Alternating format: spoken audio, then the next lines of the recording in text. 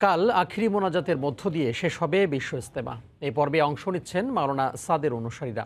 মুসল্লিরা বলছেন, আখিরি মোনাজাতে পুরো বিশ্বের কল্যাণ কামনা করবেন তারা। এদিকে ধর্ম প্রতিমন্ত্রীর আশা, আগামী বছর দুই পক্ষকে একত্রিত করে ইজতেমা আয়োজন করা সম্ভব হবে। ইজতেমা ময়দান থেকে খান মোহাম্মদ রুমেল রিপোর্ট।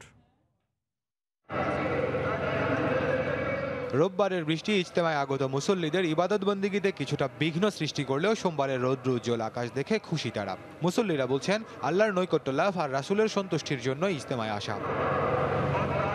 মঙ্গলবারের মোনাজাতে অতীতের পাপ থেকে মুক্তির পাশাপাশি ইহকাল ও পরকালের কল্যাণ কামনা করবেন তারা। মুসলিম উম্মাহ যেন একতাবদ্ধ থাকতে পারে, ভ্রাতৃত্ব ও সৌহার্দ্যের বন্ধন যেন আরও দৃঢ় হয়, সেটাও প্রার্থনা মুসল্লিদের। আল্লাহর কাছে চাবো, সারা জীবন যত গুনাহ খাতা করছি আল্লাহ মাফ করুক, সব উম্মতকে মাফ করুক। ঈমান আমল নিয়ে সবাই চলতে পারে, এই জন্য আমরা সবাই দোয়া খায়ের করব। ঈমানের সহিত যেন মৃত্যুবরণ করতে পারি, যেন আল্লাহ তাআলা এই তৌফিক চাবো। বাংলাদেশের আনাচে কানাচে সমস্ত মানুষ যেন, মুসলমান যেন আল্লাহর দিন চমকাইতে পারে, এই উদ্দেশ্য করে আমরা এখানে আসছি।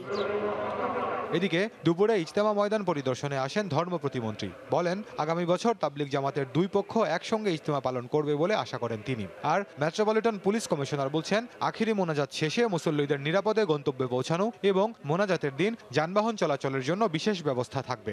আগামীকাল যে মোনাজাত হবে সেই মোনাজাত সংক্রান্তে যেন আইন শৃঙ্খলা রক্ষা থাকে এবং চলাচল, যে যান চলাচল সহ জনচলাচল, সেটি যেন সুষ্ঠু থাকে, সেজন্য পূর্বের মতোই একটা ব্যবস্থা রাখা হয়েছে।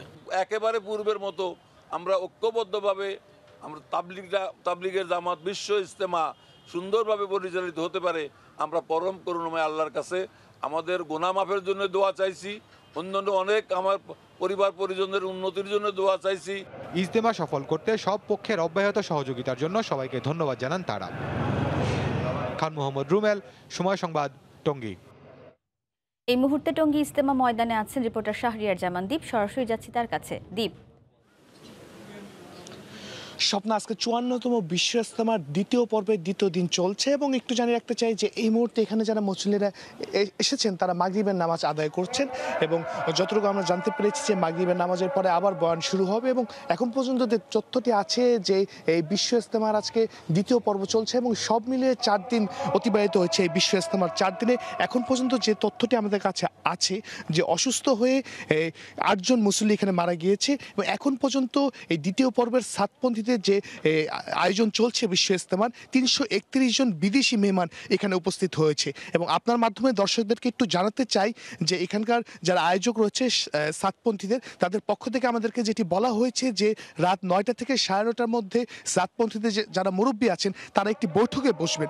বৈঠকের পরে তারা সিদ্ধান্ত নেবেন যে আগামীকালকে যে আখিরি মোনাজাত হবে সকালবেলা, সেই আখিরি মোনাজাতটা কে পরিচালনা করবেন। এই বিষয়টি নিয়ে তারা একটি 9টা থেকে 9:30টার মধ্যে রাত একটি বৈঠকে বসবেন।